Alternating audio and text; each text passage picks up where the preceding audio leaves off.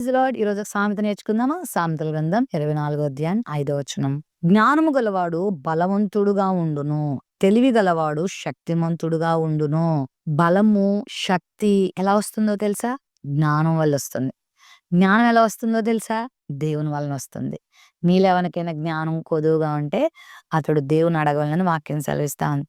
నీకు దైవికమైన జ్ఞానం ఉంటే, నీకు దైవికమైనటువంటి తెలివితేటలుంటే, నువ్వు ప్రతి పరిస్థితుల్లో బలంగా ఉంటావు. ఎందుకంటే ఈ మానవ జీవితంలో మనల్ని బలహీనపరిచేటువంటి పరిస్థితులు చాలా వస్తాయి. మనల్ని శక్తిహీనంగా చేసేటువంటి మనుషులు చాలా మంది మనతో ఉంటారు. ఎలాంటి బలహీనమైన, శక్తిహీనమైన పరిస్థితులు ఎదురైనా దైవికమైన జ్ఞానం నీకుంటే నువ్వు చెక్కు చెదరవు, నువ్వు బలహీనమైపోవు, ధైర్యంగా ఉంటావు, బలపరచబడతావు, నిరీక్షణతో నింపబడతావు. కాబట్టి దైవికమైన జ్ఞానాన్ని ప్రభునడుగు.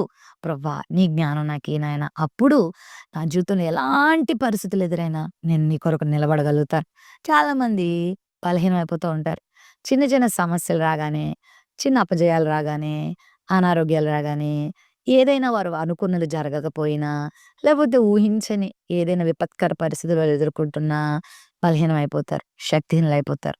కానీ ఆత్మీయమైన శక్తి దేవుడు నీకివ్వడానికి సిద్ధంగా ఉన్నాడు. దానియేలుతో అందరూ అన్నారు, నీ పని అయిపోయింది, నువ్వు వెళ్ళిపోతున్నావు ఆ యొక్క సింహాల గుహలోకి, అవి నిన్ను తినబడేస్తాయి అని బలహీనపరిచారు. వాస్తవానికి సింహాల గుహలో పడినవాడు మరలా బయటికి రావడం అనేది అసాధ్యం. కానీ చాలా బలంగా, దృఢంగా, శక్తివంతంగా ఉన్నాడు మన దానియేలు. ఎందుకో చెప్పనా? దేవుని జ్ఞానం ఆయనకుంది కాబట్టి. దైవికమైన ప్రసన్నతతో, దేవుని ఆత్మతో అతడు నింపబడ్డాడు కాబట్టి దేవుడు అతనికి బలాన్ని, శక్తినిచ్చాడు. నీకు కూడా దేవుడు అట్టి శక్తినిస్తాడు. మరి దేవుని జ్ఞానంతో నింపబడతావా?